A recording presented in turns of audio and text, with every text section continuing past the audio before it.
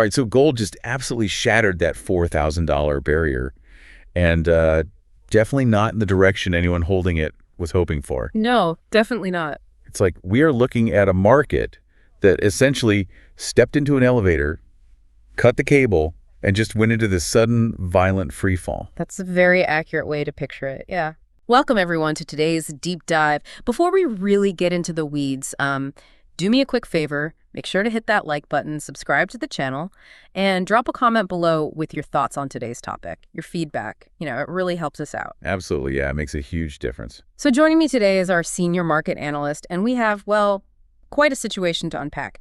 In just 72 hours, the ultimate safe haven asset lost roughly $200 an ounce. Yeah, which is just a staggering drop. It really is. It shattered that massive historic $4,000 floor.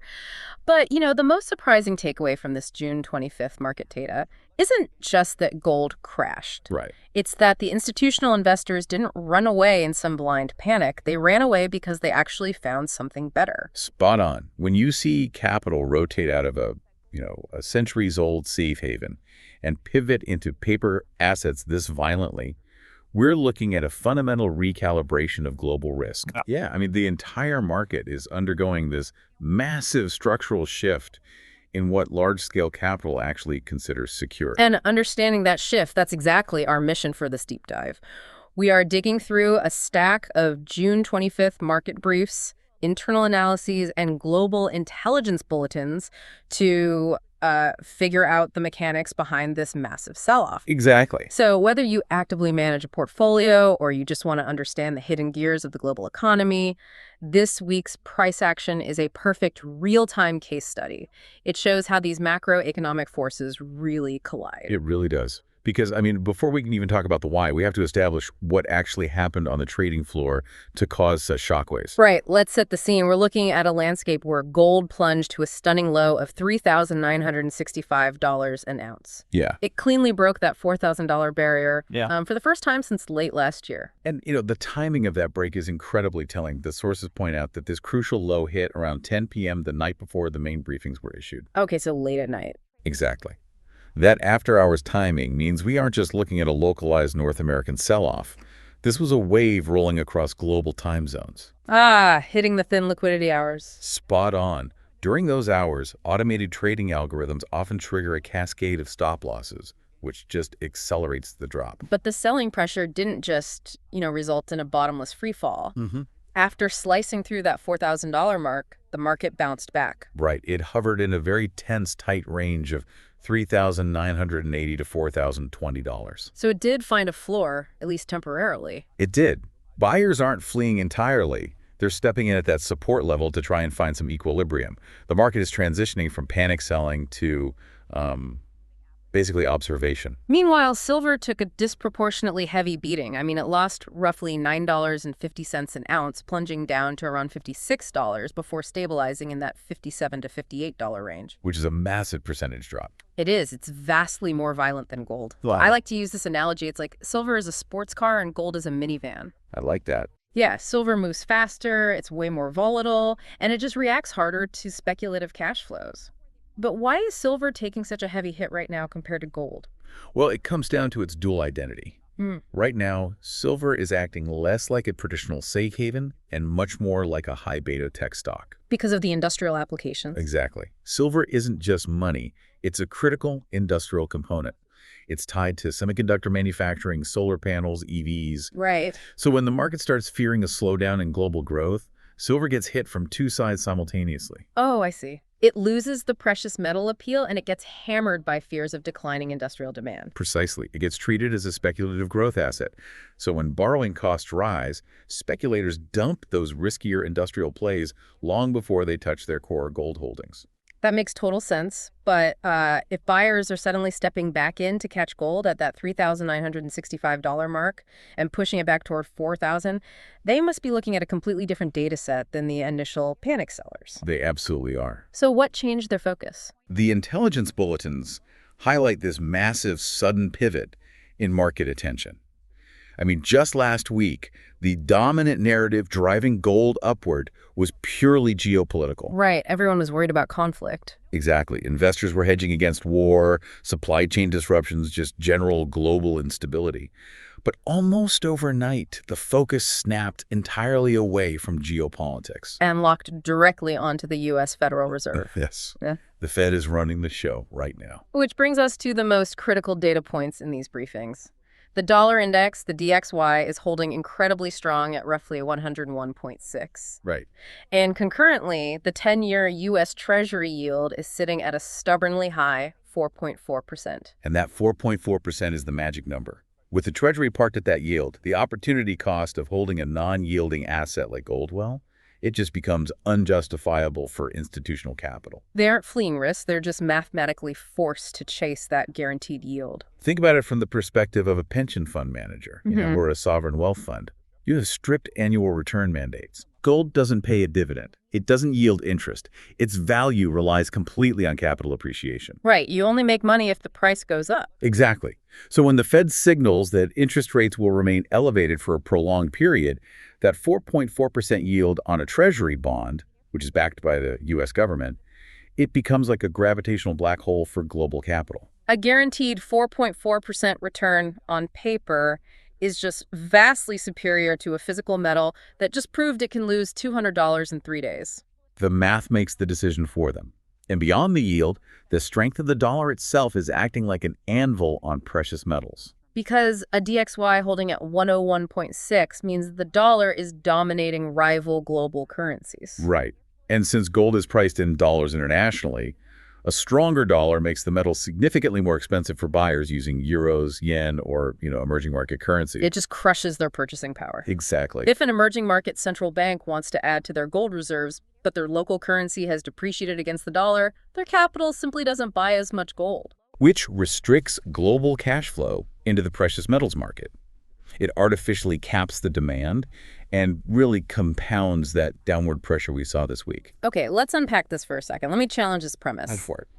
Usually, when geopolitical tensions ease, gold drops simply because people aren't scared anymore. But this time, the mechanism is entirely different, isn't it? I mean, if the geopolitical board is still fundamentally tense, why aren't investors ignoring the Fed and holding on to gold anyway? That's a great question. Because a 4.4% paper yield is great, but it doesn't protect a massive portfolio from a localized conflict completely disrupting global trade routes. Historically, heightened tension provides a permanent floor for gold regardless of the dollar. Right. And that is the core friction in the current market. But the sources provide a very specific answer to this. Okay. The geopolitical tension is actually subsiding in one highly critical sector, and it's creating a ripple effect across the entire macroeconomic landscape. The energy market. Exactly. Specifically, crude oil. Following the data on oil from the June 25th reports reveals a fascinating causal chain. We're looking at WTI crude sitting at roughly $70.20 a barrel and Brent crude at $73.87. Which are significant drops. Right, driven directly by a recent cooling of tensions in the Middle East, which has stabilized vital energy transport routes. And you have to remember, energy costs dictate the baseline for global inflation. Oh, absolutely. It costs fuel to mine materials, manufacture goods, transport products to shelves. So when a barrel of oil drops the low $70 range, it aggressively cools inflation metrics across the board. Everything just becomes slightly cheaper to move. Right. Lower oil prices act as a natural pressure release valve for inflation. So lower inflation fears mean the market suddenly expects the Federal Reserve will feel much less pressure to maintain a hyper-aggressive stance. Precisely. If inflation is cooling naturally because energy costs are down, the Fed doesn't need to keep pushing the panic button. But this is where the dynamic turns aggressively against gold. Because gold is the traditional inflation hedge. Exactly. For centuries, capital has moved into physical metals to protect purchasing power when fiat currency is being devalued by inflation. But if inflation is no longer the monster under the bed, the utility of that golden shield completely evaporates. It's an incredible macroeconomic domino effect. It really is. Cooler tensions lead to safer transport routes. Safer routes lead to cheaper oil. Cheaper oil drastically lowers inflation expectations, And lower inflation expectations mean the Fed holds all the cards. which ultimately strips gold of its primary utility, leaving it totally exposed to the brutal math of opportunity costs. It's like a perfect storm of variables working against the metal. It is. The market isn't just reacting to a single data point here. It's processing a synchronized shift in energy, currency, and fixed income yields. Which brings up the most pressing question for anyone watching these charts today. We've established the short-term factors: strong dollar, high treasury yields, dropping oil prices. Right. But where does this leave the market moving forward? It sounds like we are suspended in midair, waiting for a catalyst to tip the scales. That's a great way to put it. Short term, the analysts are calling this a base building phase. After a shock of this magnitude, institutional capital steps back to assess where the new floor actually lives. So what are the numbers to watch? The data highlights a very specific battleground: the critical short-term support zone for gold. The safety net holding up the current price is located between $3,950 and $3,980. And what about the ceiling they're trying to break through? The resistance zone is sitting between $4,030 and $4,080. The market is trapped inside this technical box. Okay, so what happens if it breaks out? Well, the analysts note that if gold can gather enough sustained momentum to break above that $4,080 ceiling, it signals a high probability of a technical recovery. Meaning the buyers have absorbed the shock and regained control. Exactly. But if the floor gives out again, if the price drops below that $3,950 safety net, the briefings suggest we could see a rapid test of the $3,900 level. Wow, it just becomes a vacuum. Yeah. But we have to distinguish between short-term noise and the long-term outlook. This short-term volatility is creating a massive divergence from the long-term fundamentals. Because the long-term trend isn't entirely broken, right? Not at all. The reports explicitly state that the long-term upward trajectory is severely bruised, sure, but the foundational pillars remain completely intact. Let's examine those long-term pillars because they tell a very different story than this 72-hour panic. The intelligence cites three massive underlying drivers for gold that haven't changed: staggered levels of sovereign public debt, unresolved geopolitical fragmentation, and relentless central bank buying. And that central bank buying is arguably the most critical underlying force. Really? Oh, absolutely. Regardless of what the Fed does with interest rates right now, foreign central banks, particularly in emerging markets, they are executing a multi-year strategy. To diversify their reserves away from the U.S. dollar? Exactly. They are hedging against future sanctions and the weaponization of fiat currency by systematically hoarding physical gold. But the issue highlighted in our sources is really a matter of scale and speed, isn't it? Central banks accumulate gold steadily over years and decades. They are whales moving slowly. Right. But the algorithmic trading funds and speculative capital that triggered this $200 drop, they move in milliseconds. Yes, and right now, the market is in a state where news is driving movement much more powerfully than technical indicators. That short-term speculative speed is completely overpowering the long-term institutional accumulation. A single sentence from a Fed chairman can move the market faster than a year of steady buying. Exactly. We're in a hyper-reactive environment. And when a market becomes this reactive to headlines, it transforms into a highly dangerous environment, for retail and institutional capital alike. It absolutely does. Which brings us to the strategic recommendations embedded in the June 25th bulletin. They are incredibly explicit about how to navigate this turbulence. The overarching theme is discipline over emotion. Right. The primary warning is to avoid reactionary trading. Don't blindly chase sudden spikes. Yeah, in a whiplash environment like this, sudden price spikes are often traps. If gold surges $20 in 10 minutes based on a headline, the worst possible move is to chase that momentum out of FOMO, fear of missing out. The sources heavily advise against attempting to perfectly time the bottom to just, buy the dip. And they also issue a severe warning against using high leverage in these conditions. Which makes sense. I mean, look at silver. It just proved it can vaporize nearly $10 of value in a matter of days. Right. Leveraging those positions turns volatility into absolute destruction. A highly leveraged portfolio will be liquidated by margin calls before the investor even has time to read the news driving the drop. So instead of reacting to the noise, the strategic approach is to monitor the underlying mechanisms.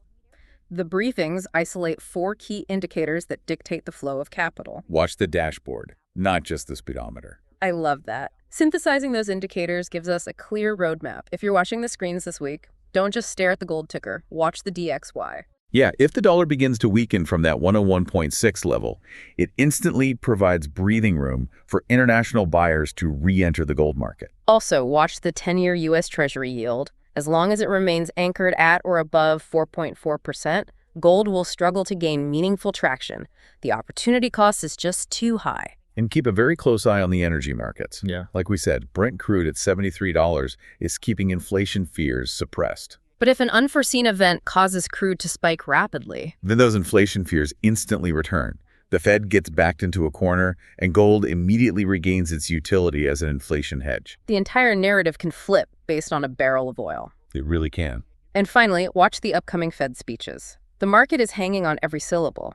Any hint of maintaining higher rates punishes the metals, while any dovish sentiment acts as rocket fuel for a recovery. Ultimately, the $4,000 mark for gold and the $57 mark for silver are the current battlegrounds. Right. The coming sessions will determine if this is just a pause in a larger downward trend or the formation of a new short-term bottom. It's a profound standoff. You've got the long-term systemic risks of global debt pushing against the short-term gravity of high interest rates.